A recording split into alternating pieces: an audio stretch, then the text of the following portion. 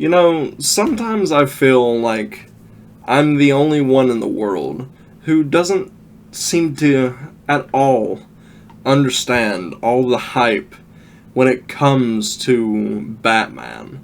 Like, he's a superhero that doesn't have any superpowers and is really rich. Like, I don't get the hype. I'm Batman! This. You dumb. That's not a hunt. It just scared the piss out of me again. Again?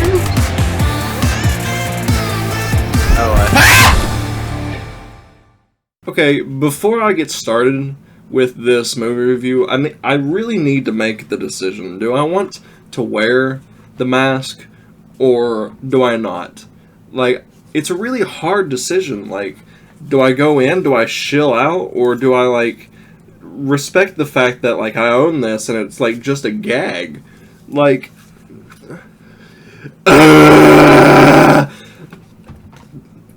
don't know. I don't know. We'll figure it out in a second. Obviously, today we will be reviewing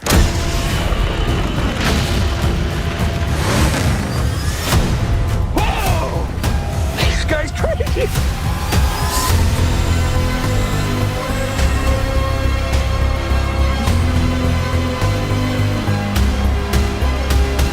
The Batman. The Batman is directed by Matt Reeves, stars Robert Pattinson, Zoe Kravitz, Paul Dano, Andy Serkis, and Justice! Obviously, this is about the very famous Batman, Bruce Wayne, as he tries to undo the Riddler's schemes, essentially. And that's basically what this whole movie's about. And to start off, this movie was pretty darn long. I'm gonna be honest. Yeah. Very long. This movie is 2 hours and 56 minutes, and it certainly feels every bit of it. I don't want to start off the review being, like, super hateful or anything, because I'm not. I really appreciated watching this movie, and the experience that it was. I also don't want to say that this movie was necessarily boring either, because it wasn't.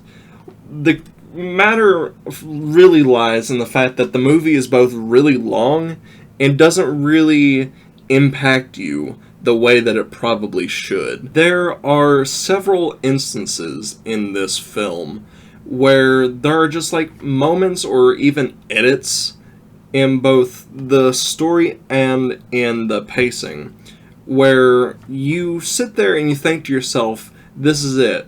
Batman's going to do some really awesome stuff, and it's going to look cool and all this blah blah blah. But then it'll make, like, again, like, either little edits, or the story just won't allow for these things to just simply hit as hard as they probably should, or even in some cases need to. That's not to say that the story fails. It definitely doesn't. This is actually probably the most comic book accurate Batman movie that we've ever gotten. And I, for one, am truly appreciative of that. I think my issue is that this really feels like it should have been a game, and in many cases even feels like the Arkham games. But, like, it sometimes feels like it should have been a game where you should have been able to, like, play as Batman rather than watch Robert Pattinson be the Batman. But that being said as well, I think Robert Pattinson does an excellent job. He might even be my favorite Batman now, as far as all the Batmans go. And I don't really feel like there was anyone in particular that did a bad job in acting. I did really enjoy just about every character that was in this film. I really liked what they did with the Riddler as well. However, there is one character in particular that I did not like the inclusion of, but I'm not gonna get into that. The story, to be honest, was kind of just alright. Like I said already, I did feel like it went on a bit too long. The biggest thing is that I do feel like The Dark Knight did it better. However, this movie is definitely more accurate to the character. And there's also some decisions, really, that went both into the writing and the characters' decisions, which I did not enjoy, but I also can't get into that. Just know that overall this movie felt like its Twilight roots were really coming out. The set design, the cinematography, and the music were all done really well. I really enjoyed many of the shots that were in this film, although it wasn't anything like too overly cinematic either, or at least not for the most part. And I do really want to just quickly say that I really thoroughly enjoyed seeing the Batmobile in this film. I really liked the design. I think it fit Robert Pattinson's Batman really well. Again, everyone in this film does do a really great job.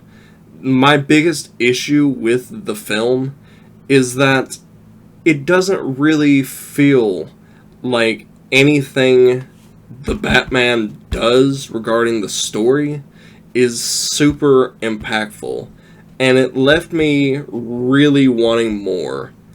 Many scenes just felt like almost empty space, really. I did like the fact that it gave you time to really let what was there sink in, but unfortunately what was there just did not feel like it was enough, and because of that, it really tanks, in my eyes, the score of the film significantly. Now, to be honest, I have not really thought much about what I'm going to give this film yet. I do recommend, if you are a Batman fan, you're probably going to like the crap out of this film. I'm going to be honest. It has everything you're probably looking for. But if you're just like an average film goer, I'm not yet sure that I can really recommend this film. I am going to go see it again. And that being said, my thoughts might change. But for now, I think I'm going to put it like on the high end of good. Maybe the low end of great. But it's definitely going to lean somewhere right there. Again, I am going to go back and see this movie in theaters again. And I might even end up making a spoiler review video as well, talking more in depth about the video. But for now, that's pretty much my thoughts.